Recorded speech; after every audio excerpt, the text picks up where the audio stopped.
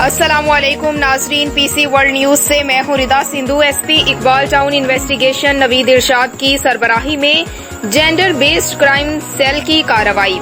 TikTok पर दोस्ती के बाद लड़की को इज्तिमाई ज्यादती का निशाना बनाने वाला मरकजी मुलजिम शेराज जेहलम से गिरफ्तार। हमारे क्राइम रिपोर्टर मिर्जा नईम बेग की रिपोर्ट के मुताबिक मुलजिमान एक रोज कबल मरियम फयाज को ज्यादती का निशाना बनाने के बाद फरार हो गए थे। एसएसपी इन्वेस्टिगेशन ज़ीशान असगर की तश्कील करदा स्पेशल पुलिस टीमों ने मुलजिम को जेहलम से गिरफ्तार किया। दूसरे मुलजिम आसिफ को भी जल्द गिरफ्तार करके कानून के कटहरे में लाकर कैफरे किरदार तक पहुंचाया जाएगा।